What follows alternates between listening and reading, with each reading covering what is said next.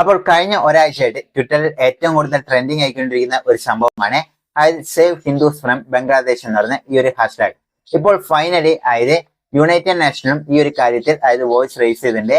അവരും പറഞ്ഞിരിക്കുന്നത് ബംഗ്ലാദേശിലുള്ള ഹിന്ദുക്കൾക്ക് എത്രയും പെട്ടെന്ന് അവർക്കൊരു ജസ്റ്റിസ് ഉണ്ടാവണം.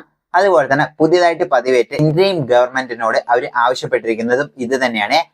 അവിടെയുള്ള ഹിന്ദുക്കളെ എല്ലാം തന്നെ മൈനോറിറ്റി ജനങ്ങളെല്ലാം തന്നെ എപ്പോഴും സേഫ് ആയിട്ട് പ്രൊട്ടക്ട് ചെയ്യുന്ന കാര്യത്തിൽ ഇച്ചിരി കൂടെ ശ്രദ്ധ അവിടെയുള്ള ഗവൺമെന്റ് പെട്ടെന്ന് തന്നെ ചെലുത്തണം എന്ന് പറഞ്ഞുകൊണ്ട് അവര് ഇപ്പോൾ ഒരു സ്ട്രോങ് വാർണിംഗ് ആണ് ഇപ്പോൾ ബംഗ്ലാദേശിന് കൊടുത്തിരിക്കുന്നത്. അപ്പോൾ നമ്മൾ ഇന്നത്തെ ഈ വീഡിയോയിൽ ബംഗ്ലാദേശിന് ഇപ്പോൾ ഇസ്രായേൽ മുന്നോട്ട് വന്നിരിക്കുന്നു. അതുപോലെ തന്നെ ഇന്ത്യ, യുണൈറ്റഡ് നേഷൻസ് ഇങ്ങനെയുള്ള ഓരോ രാജ്യങ്ങളും ബംഗ്ലാദേശിലുള്ള ഹിന്ദുക്കൾക്ക് അനുകൂലമായ റിപ്പോർട്ടുകളാണ് ഇപ്പോൾ ലോകത്ത് നിന്ന് ഉയർന്നു വരുന്നത്. അപ്പോൾ യഥാർത്ഥത്തിൽ എന്താണ് ഇപ്പോൾ ബംഗ്ലാദേശിൽ സംഭവിക്കുന്നത്, അതുപോലെ തന്നെ എന്തെല്ലാം കാര്യങ്ങളാണ് ഹിന്ദുക്കളെ ഇപ്പോൾ അവിടെ ടാർഗറ്റ് ചെയ്ത് അറ്റാക്കുകൾ നടക്കുന്നത് ഉള്ള കാര്യങ്ങളാണ് ഡീറ്റെയിൽ ആയി ഡിസ്കസ് ചെയ്യാൻ പോകുന്നത്. ഇപ്പൊ വീഡിയോയിട്ട് കിടക്കാം. അപ്പോൾ കഴിഞ്ഞ ഒരു മാസമായിട്ട് ബംഗ്ലാദേശിൽ വലിയൊരു പ്രൊട്ടസ്റ്റ് നടക്കുകയും അതുപോലെ തന്നെ അവിടുത്തെ അവരുടെ ലീഡറായ ഷെയ്ഖ് ഹസീന, അതുപോലെ തന്നെ അവിടുത്തെ പ്രൈം മിനിസ്റ്ററും കൂടിയായ ഷെയ്ഖ് ഹസീന അവിടെ രാജിവെച്ച് ഇന്ത്യയിലോട്ട് വരികയായിരുന്നു ഉണ്ടായിരുന്നത്. അപ്പോൾ ഈ ഒരു സംഭവമെല്ലാം നിങ്ങൾ കണ്ടതായിരിക്കും. അപ്പോൾ ആ ഒരു കാര്യത്തിൽ ആ ഒരു പ്രൊട്ടസ്റ്റിൽ ഹിന്ദുക്കളൊന്നും അറിയാത്തൊരു കാര്യമുണ്ടായിരുന്നു. ആ ഒരു പ്രൊട്ടസ്റ്റ് നടക്കുമ്പോൾ എല്ലാ ഹിന്ദു മൈനോറിറ്റി സ്റ്റുഡൻസും ആ ഒരു പ്രൊട്ടസ്റ്റിന് അനുകൂലമായി നിന്നിരുന്നു എന്നാണ് പറയുന്നത്. പക്ഷേ ഷെയ്ഖ് ഹസീന രാജിവെച്ച് രാജ്യം വിട്ട് പുറത്തു പോയി കഴിഞ്ഞപ്പോൾ അവിടെയുള്ള മെജോറിറ്റി ആയ മുസ്ലിംസ് അവിടെയുള്ള മൈനോറിറ്റി ആയ ഹിന്ദുക്കളെയും ക്രിസ്ത്യൻസിനെയും സിഖ് ആൾക്കാരെയും ടാർഗറ്റ് ചെയ്ത് കൊന്നുകൊണ്ടിരിക്കുക എന്ന് പറയുന്ന റിപ്പോർട്ടുകളാണ് വരുന്നത്. അതിൽ പലരും പറയുന്നത് ഞങ്ങളും നിങ്ങളുടെ കൂടെ നിന്നിട്ടല്ലേ ഈ ഒരു പ്രൊട്ടസ്റ്റ് ഉണ്ടായിരുന്നത്, ഇപ്പോൾ ഞങ്ങളെ തന്നെ നിങ്ങൾ അറ്റാക്ക് ചെയ്യുന്നത് ന്യായമാണോ എന്ന് ചോദിച്ച് കുറേയധികം വീഡിയോസ് എല്ലാം തന്നെ സോഷ്യൽ മീഡിയ എല്ലാം നിങ്ങൾ കാണാം. അപ്പോൾ ഈ ഒരു കാര്യത്തിൽ ആദ്യമായിട്ട് ഇന്ത്യ അല്ലാതെ പുറം രാജ്യം ഡിസ്കസ് ചെയ്തിട്ടുണ്ടെങ്കിൽ അത് ഇസ്രായേലാണ്. ഇന്ത്യ ഡിസ്കസ് ചെയ്യുന്നതിന് മുമ്പേ ഇസ്രായേൽ പറഞ്ഞു ഹിന്ദു മൈനോറിറ്റീനെ വേണമെന്ന് വെച്ച് ഈ ബംഗ്ലാദേശ് എന്ന് പറഞ്ഞ ഈ ഒരു സ്ഥലത്തെ മുസ്ലിം ആൾക്കാർ ടാർഗറ്റ് ചെയ്ത് കൊന്നുകൊണ്ടിരിക്കുക എന്ന് പറഞ്ഞിട്ട് ആദ്യമായിട്ട് വോയിസ് റേസ് ചെയ്തും ഇതേ ഇസ്രായേൽ തന്നെയാണ്. ഇന്ന് യുണൈറ്റഡ് നേഷൻസ് ഈ ഒരു കാര്യത്തിനെ കുറിച്ച് ചർച്ച ചെയ്തിട്ടുണ്ടെങ്കിൽ അതിന് പ്രധാന കാരണവും ഇതേ ഇസ്രായേൽ തന്നെയാണ്. ഇസ്രായേൽ ഡിസ്കസ് ചെയ്തപ്പോൾ ലോകത്തുള്ള പല രാജ്യങ്ങളും ഇത് ശ്രദ്ധിക്കാൻ തുടങ്ങി. അപ്പോൾ ഈ ഒരു കാര്യത്തിൽ ഇപ്പോൾ യുണൈറ്റഡ് നേഷൻ ഇടപെട്ടില്ലെങ്കിൽ ഓൾറെഡി യുണൈറ്റഡ് നേഷന് എതിരെ വൻ പ്രതിഷേധമാണ് ലോകം മുഴുവനും ഉള്ളത്. അത് ഉപകാരമില്ലാത്ത ഒരു കോർപ്പറേഷൻ അല്ലെങ്കിൽ ഒരു ഫൗണ്ടേഷൻ ആണെന്ന് പറഞ്ഞുകൊണ്ട് ഇപ്പോൾ എല്ലാവരും യുണൈറ്റഡ് നേഷന് പുല്ല് വരെയാണ് കൊടുത്തുകൊണ്ടിരിക്കുന്നത്. അതുകൊണ്ടാണ് പെട്ടെന്ന് യുണൈറ്റഡ് നേഷൻ ഇതിൽ ഇടപെടുകയും അതുപോലെ തന്നെ റീസെന്റ് ആയിട്ട് ഇന്ത്യൻ പ്രൈം മിനിസ്റ്ററായ നരേന്ദ്രമോദി പുതിയ ഇന്ത്യൻ ഗവൺമെന്റ് വന്നപ്പോൾ എത്രയും പെട്ടെന്ന് അവിടെയുള്ള മൈനോറിറ്റി ഹിന്ദുക്കളെ പ്രൊട്ടക്ട് ചെയ്യുന്നതിൽ നിങ്ങൾ ശ്രദ്ധ ചെലുത്തണം. അതുപോലെ തന്നെ ഇതൊരു വാർണിങ്ങിനെക്കാട്ടും കൂടുതലായിട്ടും ഓർഡർ പോലെ കൊടുത്തിരുന്നത് എന്നാണ് പലരും പറയുന്നത്. കാരണം ആ സ്റ്റേറ്റ്മെന്റ് കൊടുത്തു കഴിഞ്ഞാൽ ഒരു റിക്വസ്റ്റ് അല്ല, കൂടുതലും ഒരു ഓർഡർ ഡിക്ലെയർ ചെയ്യുന്ന പോലെയാണ് കൊടുത്തിരുന്നത്. അങ്ങനെ ഹിന്ദുക്കളെ അവിടെ എങ്ങനെയാണ് ടാർഗറ്റ് ചെയ്യുന്നത്?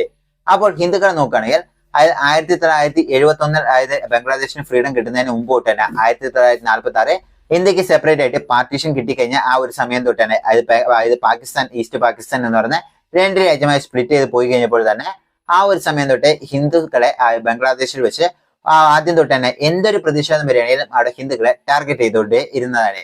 പിന്നീട് 1971 ശേഷം പിന്നീട് കുറച്ച് കുറയുകയും പിന്നീട് കഴിഞ്ഞ 15 വർഷമായി കഴിഞ്ഞപ്പോൾ തന്നെ ഈ ഷെയ്ഖ് ഹസീനയുടെ പാർട്ടിയാണ് അവിടെ ഭരണത്തിലുണ്ടായിരുന്നത്. അപ്പോൾ ഹിന്ദുക്കളെ പ്രൊട്ടക്ട് ചെയ്യുന്നതിൽ one of the major leader ആയിട്ട് തന്നെ ഉണ്ടായിരുന്ന ഒരു വ്യക്തിയും കൂടിയാണ് ഷെയ്ഖ് ഹസീന.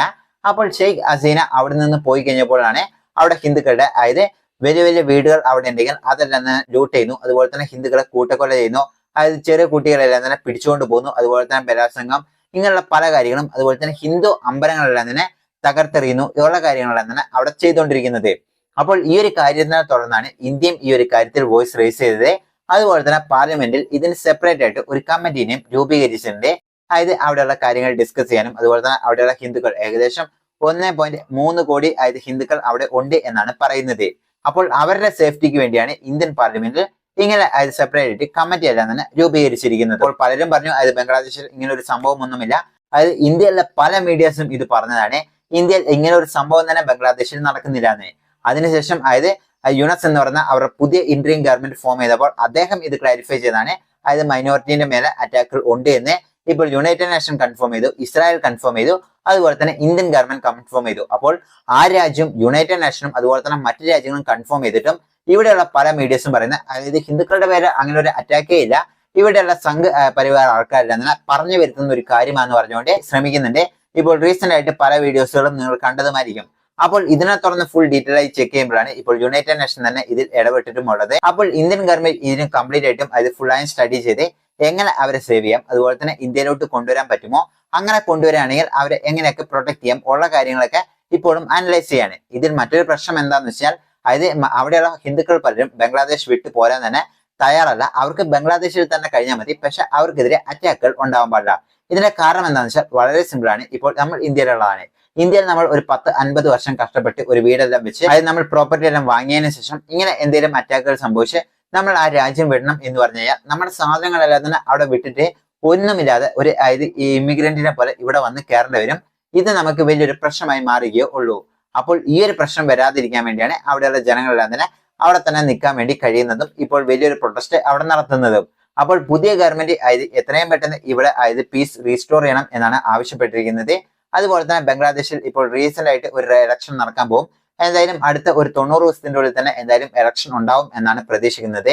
അതിൽ ഷെയ്ഖ് ഹസീനയുടെ പാർട്ടി മത്സരിക്കും എന്ന് പറയുന്ന ഒരു റിപ്പോർട്ടുകളും ഉണ്ട്. അതുപോലെ തന്നെ ഷെയ്ഖ് ഹസീന തിരിച്ചു പോകും എന്ന് പറയുന്ന റിപ്പോർട്ടുകളെല്ലാം ഉണ്ട്. അപ്പോൾ ഇത് എത്രമാത്രം ശരിയാണെന്ന് അറിയില്ല. ഇതാണ് യഥാർത്ഥത്തിൽ ഹിന്ദുക്കൾക്കെതിരെ അതായത് ഇപ്പോൾ ബംഗ്ലാദേശിൽ നടന്നുകൊണ്ടിരിക്കുന്നത്.